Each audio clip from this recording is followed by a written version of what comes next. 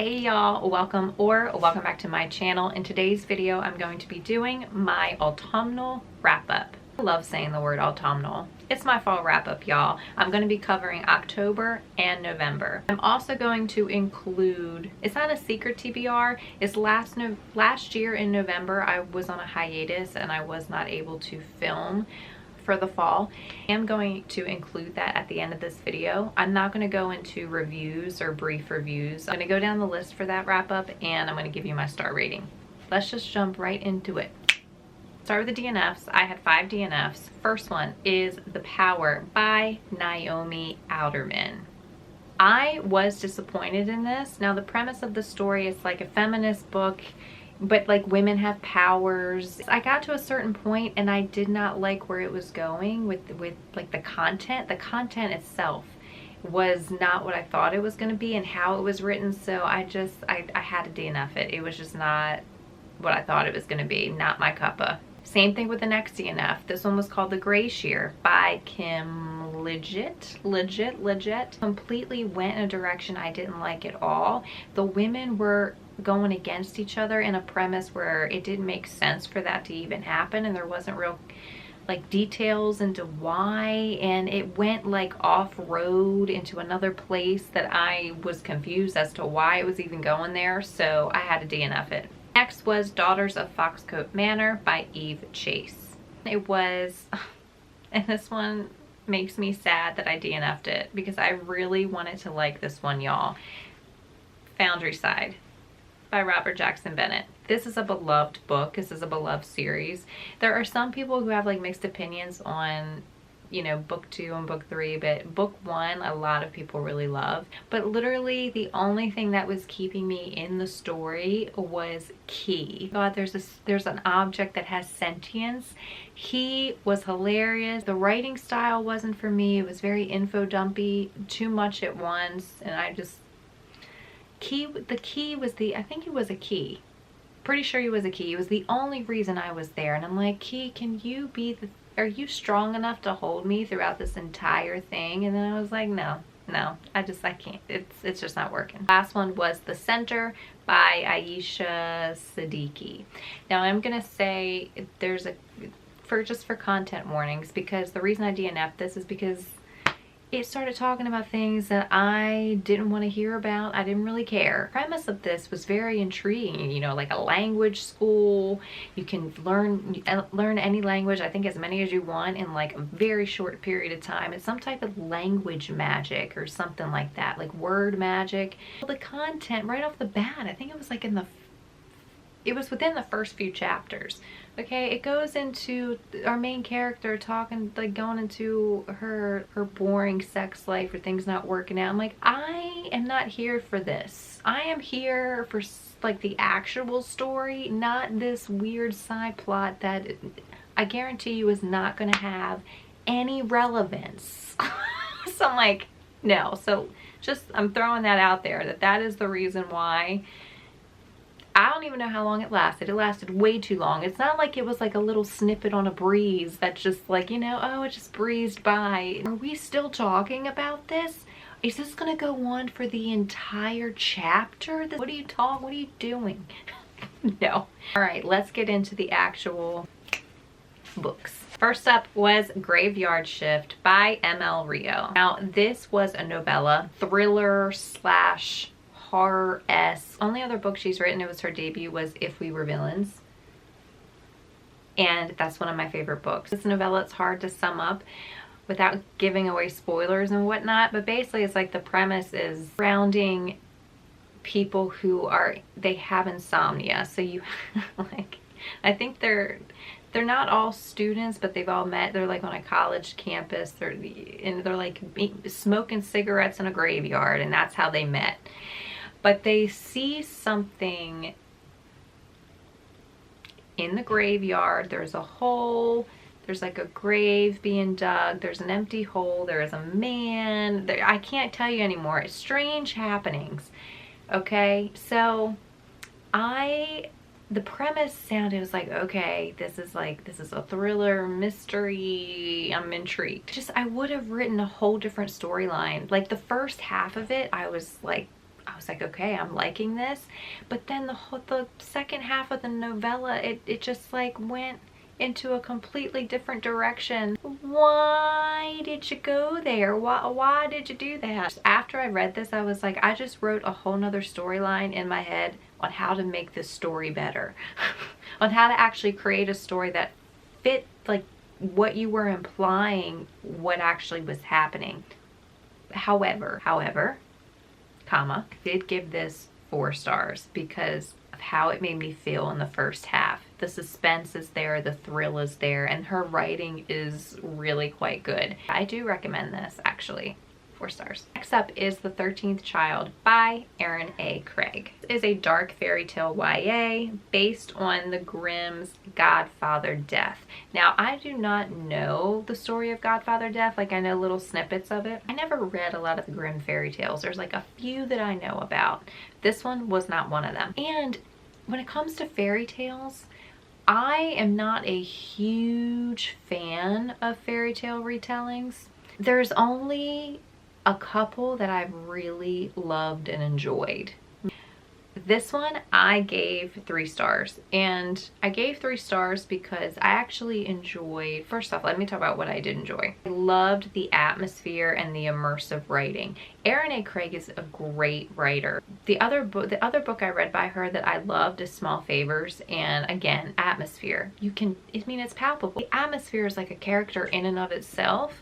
That's why I loved it. Her descriptions in this, that's part of her great writing style and her beautiful writing. It's descriptive and detailed, like it's showy. It's the way it should be. It's my favorite writing style. It's showing me, it's allowing me to feel everything. I had issues with the pacing of the story. It would fade in and fade out. It just kept drifting. It'd be nice and then it would burr, burr, burr, burr, burr, burr, burr, and then it'd be nice and burr, burr, burr, and it just stayed that type of pace for the entire thing. Second half is where I started to really, my interest just started dwindling away. So 3 stars. Next up is The Last Namsara by Kristen Cicerelli. I believe this is a trilogy, and I gave this 3 stars. I so wanted to love this. This has actually been on my TBR for quite a long time, actually. And I was like, I'm starting to go back and try to read like my veterans. And I was in the mood for dragons. In the beginning, there was a Namsara, the child of sky and spirit, who carried love and laughter wherever he went. But where there is light, there must be darkness. And so there was also the Iskari, the child of blood and moonlight, the destroyer, the death bringer. These are the legends that Asha, daughter of the king, has grown up learning in hushed whispers, drawn to the forbidden figures of the past.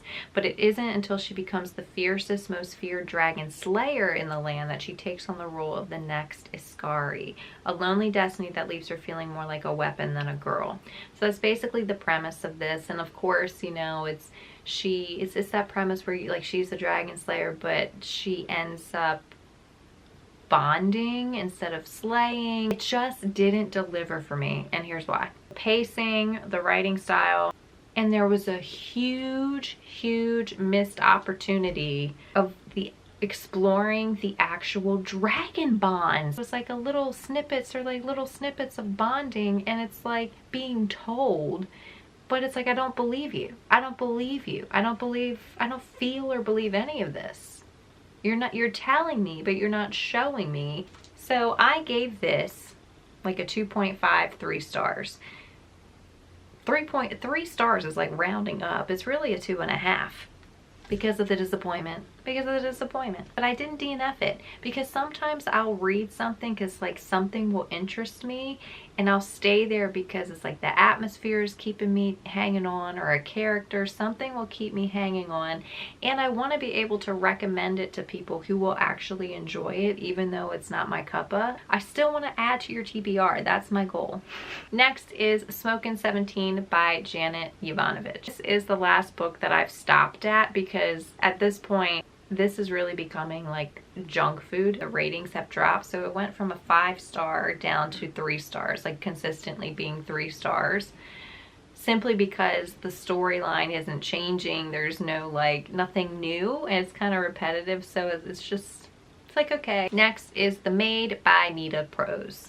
I gave this one 3.5 stars. Our main character is neurodivergent, so we do have neurodivergent rep in this. This is a mystery series. She's a maid who stumbles upon the dead body of a wealthy guest at the hotel that she works at, and then she becomes a suspect for it. That's basically the premise of this. She was such a sweet character. She can't help but grow on you. It's like, okay, I mean, I liked her. I did like her. You can't, I mean, how can you not like Molly the maid?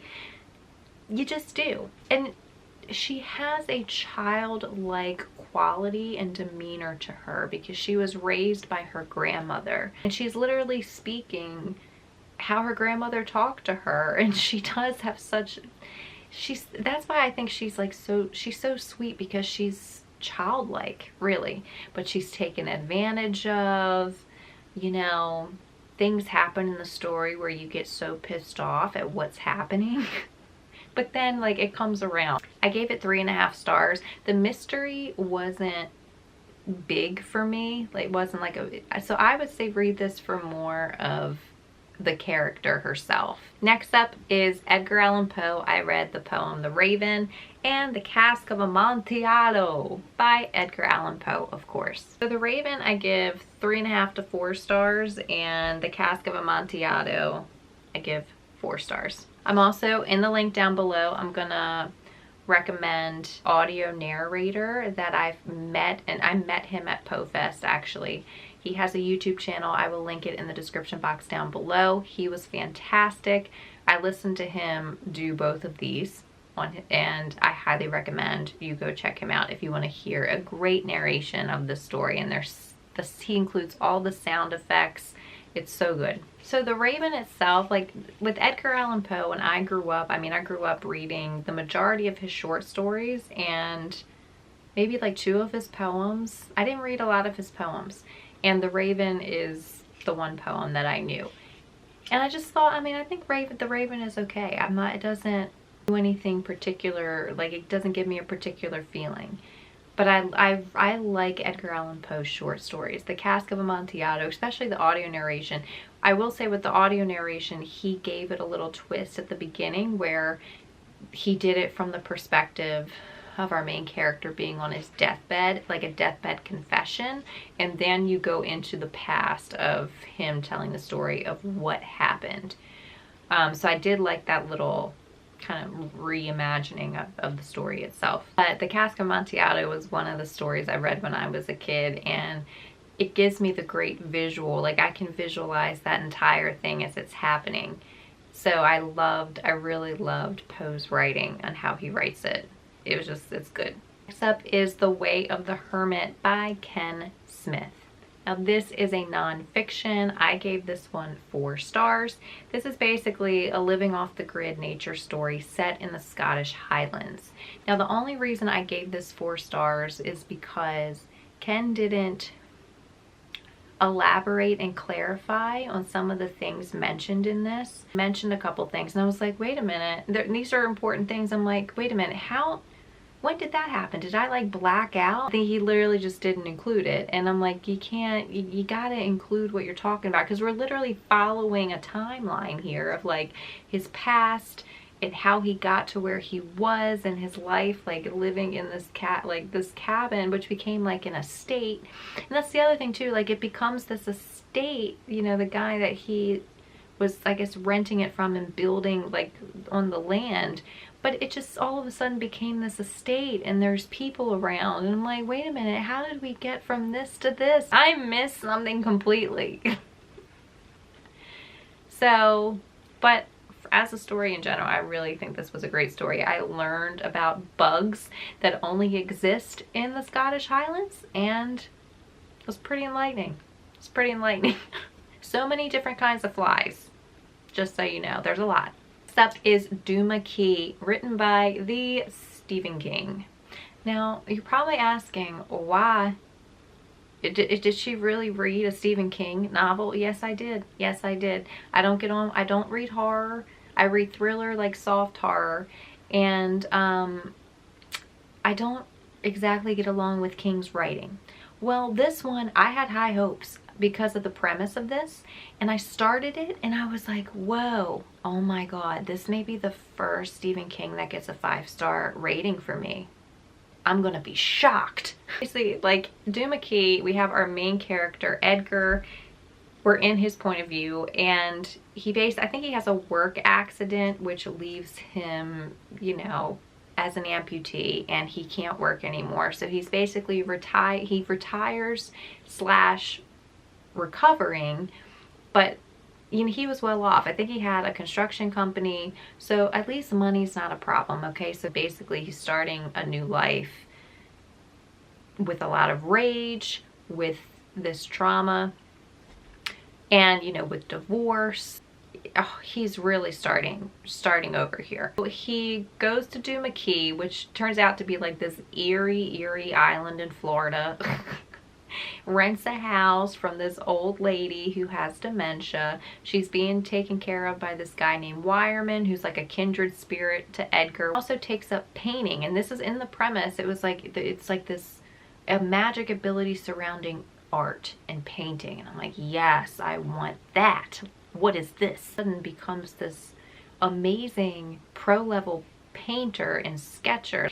The paintings end up having power, so it's like uncontrolled power. You're starting to get paranormal activity, history of the place. Like the paintings are then used as a weapon, and you get into like the history of the old woman and her connections and her family line. I mean, so many things. Literally the first, it was 80%, because I looked at I was listening to the audiobook and I looked, 80% was fantastic. The last 20, what was that, y'all? If you've read this, you know what I'm talking about. What was that? Why? No, this went from a 5-star to a 3 because of how he chose to end this book. That last 20%, what the, I just can't. No, what, I sat, I'm like, what is this? I just like, I did not like it. Some people love it, some people love it. I do not.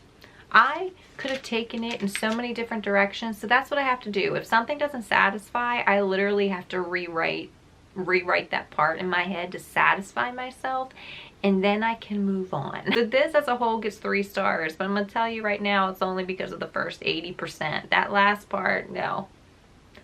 I was so hoping for Stephen King I could give a 5-star to. Next up is Iron Cast by Destiny Soria. This one I gave 3.5 stars to. I was disappointed because I really was like, I thought this was going to be a 5-star, if not like a 4 to 4.5, because of the premise. Oh, this is a YA magical realism story set right before the Prohibition era. It's, I think, 1919, and following two best friends, Corinne and Ada. Those are our 2 main characters, and we are in third points of view. We switch back and forth between them. Now in the story, they both have what's called afflicted blood, which gives them ability to create illusions with art. So, and there's different art forms. I think it's called a hemopathic is what they're called because of the blood affliction. The blood affliction, right? Okay, and there's like iron, they can't be near iron, pain and whatnot.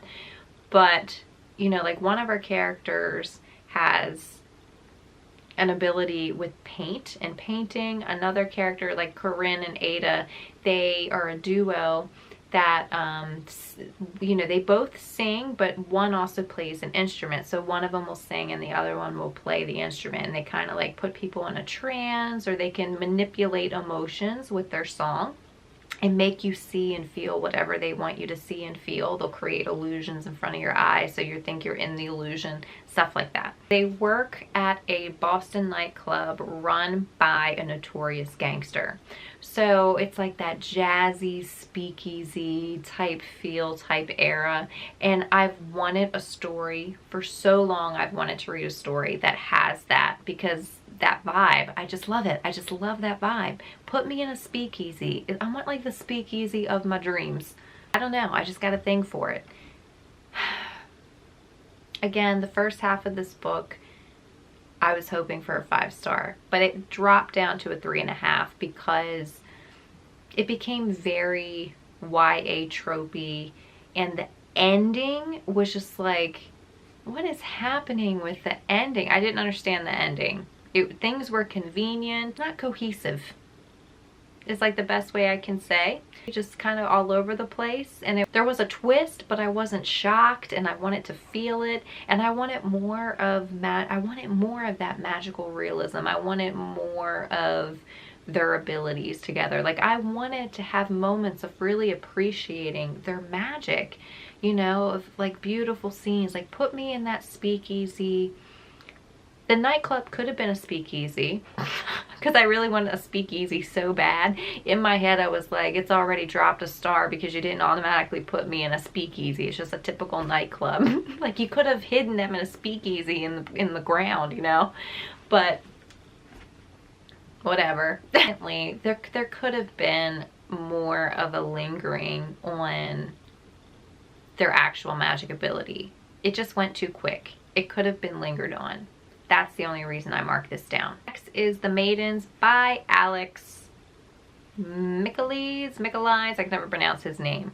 But this is one of my favorite dark academia stories. I give this 4 stars. This is my second re-listen of this story. You can tell that this was inspired by The Secret History. I did not like The Secret History. In fact, I kind of despise it. However, I love this book. I think it's great. The writing, the pacing, I felt like everything is just, it was great. Some people don't like the ending, but I was like, you know, it's a twist. It's a twist I didn't see coming. Basically, Edward Fosca is a murderer. Of this, Mariana is certain. But Fosca is untouchable, a handsome and charismatic Greek tragedy professor at Cambridge University. Fosca is adored by staff and students alike, particularly by the members of a secret society of female students known as the Maidens. Mariana is a brilliant but troubled group therapist who becomes fixated on the Maidens when one member, a friend of her niece Zoe, is found murdered at Cambridge. So that's basically the premise. Mariana's niece Zoe attends this school. One of her friends is murdered who was a member of this group. She goes to support Zoe, but then ends up getting involved in the investigation using her title or her background as a psychotherapist. This is a murder mystery. Great dark academia setting. Highly recommend it. Next is The Last Tale of the Flower Bride by Roshani Chachki. This is like my third re-listen of this. This is one of my favorite books of all time. Writing is brilliant. Absolutely brilliant, y'all. And there's so many layers to this that you would have to listen to this over and over until you can actually uncover every detail and every layer. I read this last year when it first came out, and it was a disappointment to me because I originally thought that this was a fantasy story, because this is it was kind of promoted to be a gothic fairy tale-esque. The premise, it makes it sound like it's a fantasy. And the whole beginning of the book, when I read it the first time last year after it came out, I'm like, what is she? Like, what kind of creature is she? It makes it feel like it's magical realism. This book is not a fantasy, but it's written in a gothic, dark fantasy way. Once upon a time, a man who believed in fairy tales married a beautiful, mysterious woman named Indigo Maxwell Castaneda. He was a scholar of myths, and she was an heiress to a fortune. They exchanged gifts and stories and believed they would live happily ever after. And in exchange for her love, Indigo extracted a promise that her bridegroom would never pry into her past. But when Indigo learns that her estranged aunt is dying and the couple is forced to return to her childhood home, the House of Dreams, the bridegroom will soon find himself unable to resist. For within the crumbling manor's extravagant rooms and musty halls, there lurks the shadow of another girl, Azure, Indigo's dearest childhood friend who suddenly disappeared. Really, and a lot of the story is really in the childhood of Azure and Indigo. And the writing kind of changes because in the beginning with the bridegroom, how he meets Indigo, his point of view in the story, oh God, it's like you think the story is one way and then it changes, and that's kind of, I'm just a little like kind of fair warning that it kind of changes, like it's building this way and then it kind of changes into something else. There's a lot of deep reasons for that, but this story covers so many things, and there's drama involved, seeing things through the lens of magic, starting from a young age, and how that is a coping mechanism. You will get the Gothic feels. And it's set in Washington State. It's set in that type of environment too, like on an island around there. So it's like you're getting that small town, islandy, coasty vibe as well. Oh, it just screams Gothic atmosphere. Clearly, I love it. It's 5 stars. This has been added to my favorites list. Next is Midnight at the Blackbird Cafe by Heather Weber. I gave this one 4 stars. So y'all, this is not a story I would normally read. I read this because it sounded like magical realism, and I'm liking a lot of magical realism lately, okay? It just has to be done a certain way, but I'm loving it. Why in the world did I give this 4 stars, pray tell? It kind of snuck up and warmed me with a cozy hug that I was not expecting. I was like, what is happening? Why do I like this? Nestled in the mountain shadows of Alabama lies the little town of Wicklow. It is here that Anna Kate has returned to bury her beloved Granny Z, owner of the Blackbird Cafe. Small southern town, okay? Just, you know that setting, right? And she goes there, and her grandmother will not, in her will, she will deed over the cafe for her to sell after 60 days of running it. So there are like stipulations in her will, and it's all about connecting her back to her roots. And there's a whole reason why she was away, and you know, without spoiling anything, you have to read the story to fully get the full picture. But it's called the Blackbird Cafe because they're known for their blackbird pie. Her grandmother Z made blackbird pie, and it was and that's the magical realism part of the story, is that this blackbird pie gives you dreams, and in the dreams you get messages and you get answers to specific things, and you hear from loved ones. There is some mythology in this that's touched on, and like the family line and magic in the lineage and things like that, particularly like with the women, specifically with the women. There was not enough of it, y'all. The only reason I didn't give this 5 stars is because it wasn't enough. And I wanted that to be the entire story, and instead it felt like a contemporary. So in my Goodreads, I'm gonna label this as contemporary. I'm not gonna say this is magical realism. And they'll, you know, people in the Goodreads, like they'll say in the blurb, it even says like it's a blend of magical realism. I'm like, it's not really a blend. For it to be a blend, you gotta at least be 50-50. Because you gotta taste it. You gotta taste enough of it for it to be a blend. There wasn't enough of that for me to even taste it. I wanted that to be the entire thing. I don't want a contemporary. I wanted the magical realism, because it's such an intriguing aspect of the story, especially because that's what this place is known for. How are you going to make that a little section, a little morsel of the story? That's the only reason I didn't give this 5 stars. And I was shocked I gave it 4, because I don't like contemporary, but I'm going to tell you right now, I rate my books on how it makes me feel, as well as hitting the marks for like writing and pacing and stuff like that. And, you know, the dance and the balance of being character driven and plot driven. But it made me feel good. It made me feel cozy, and I don't read cozy books, and this was like cozy. It's like a cozy hug. Like it's like, man, this small town just like jumped out and hugged me because I want a lot of what the story is representing with like that family community and love. Like I was like, I want that, and I was feeling it. Yeah, so I was surprised. Last one, book number 13, because there was 13 in total. Wicked Like a Wildfire. This I gave 2 stars. Is a YA magical realism. All the women in Iris and Melina's family have the unique magical ability, or gleam, to manipulate beauty. Iris sees flowers as fractals and turns her kaleidoscope visions into glasswork, while Melina interprets moods as music, which is very fascinating. But their mother has strict rules to keep their gifts a secret, even their secluded seaside town. Iris and Melina are not allowed to share their magic with anyone, and above all, they are forbidden from falling in love. But then their mother gets mysteriously attacked. They start uncovering the secrets of her past. Is there a curse that's haunting their family line? You have like a seaside town atmosphere. You have beautiful gleams.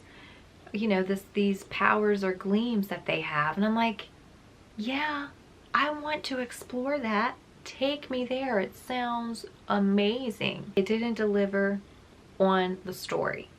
It delivered on the writing. So I am going to say, if you love a story just for the beautiful writing, I would recommend this. The writing is so detailed and descriptive. I saw everything and I could feel it. And that's the kind of writing I love. And that's the reason why I read this and I did not DNF it, because I was there for the writing. After like the 50% mark, it becomes convoluted and telling me and info dumping all the things with like no real feeling of how we got there. The execution of the story just failed, in my opinion, of what it could have been based on that premise. All right, on to the fall wrap up I never got to last year. I'm just gonna breeze through it. 5 DNFs. First one was Red River Swan by A.J. Ryan. Next was Cliffs of Foxglove Manor by Jamie Jo Wright.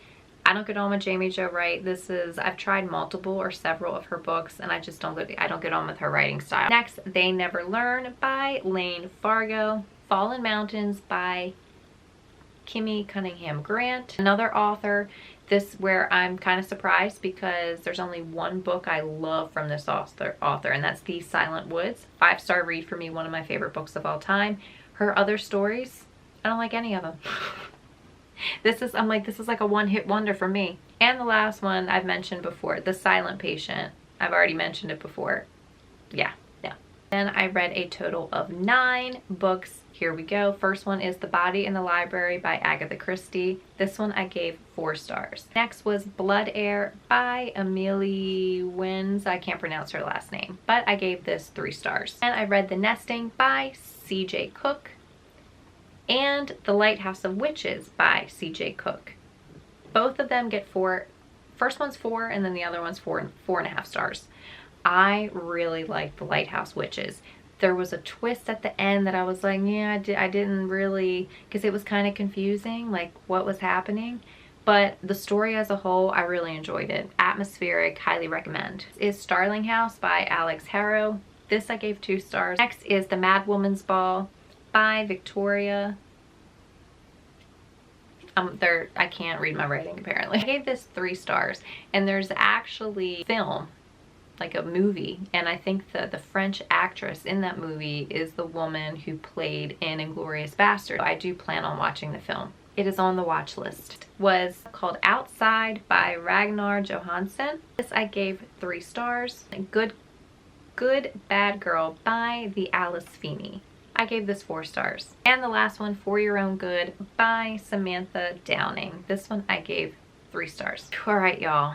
That was a lot. In the comments down below if you have read any of these books, if you have added any to your TBR, I would love to know. If you like this video, give me that thumbs up and don't forget to smash that subscribe button down below so you don't miss out on any of my upcoming bookish content. And as always, happy reading, and I will see you in my next video. Cheers.